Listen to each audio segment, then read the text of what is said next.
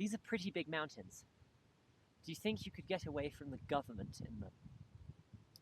So these are the Dholadars, which are kind of the first big range in the Himalayas past the foothills. And I'm at the very end of the Kulu Valley where the Dholadars collide with the Panjals up there. And those go all the way on to Kashmir. And beyond those, there's even more mountains, even higher and more impassable ranges. And yeah, they look pretty scary. But something I've realized is that mountains can't keep you safe from the government anymore. That sounds like a little bit of a strange thing to say, but historically that was very, very true. I'm quite fond of the work of an anarchist anthropologist called James C. Scott, who wrote about the Southeast Asian Massif, which is kind of a big tangle of mountains just inland from Vietnam, Burma, Thailand. And historically, those low-lying areas that I've just mentioned, those were the kind of cores of incipient states that were built around intensive rice cultivation. And if you didn't want to be part of that rice-growing civilization, if you didn't want to, give up your sons to the army and pay taxes and kind of kowtow to self-appointed temple priests, then you could run off into the mountains because they were right there, and the state pretty much couldn't follow you. That is not quite true in the same way here.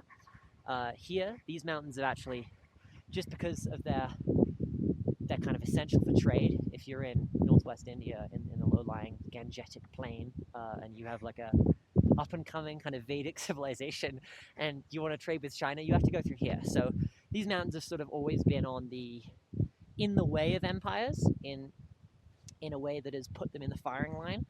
But even that area in Southeast Asia that Scott calls Zomia, even that really has been interpenetrated now just because of infrastructure, right? Here, this area has always been passable, right? Like, people have always been able to move through it.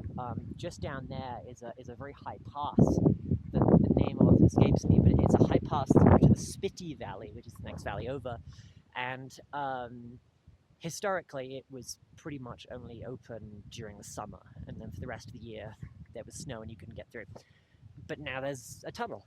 And so, as an anarchist and an anthropologist, this leaves me wondering, where the hell do we get away from the state now? If these like big mountains can't be trusted to, help you be free, because they can't. I mean, the Kulu Valley is, it's a very heavily settled valley. It's full of horrible sort of cloying tourists like me. And the same.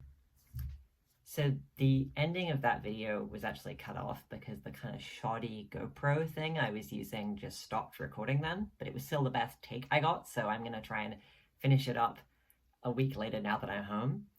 Basically, where my train of thought was going was that, if the geographies of these areas could never get away from the state, and certainly can't now because of the attention focused there on even these inhospitable areas by the state because of the presence of trade, then if we're looking for a kind of circumstantial or conjunctural basis for how do we get away from the state, then I think it would have to be about attention and where the state isn't looking and where those hidden places are.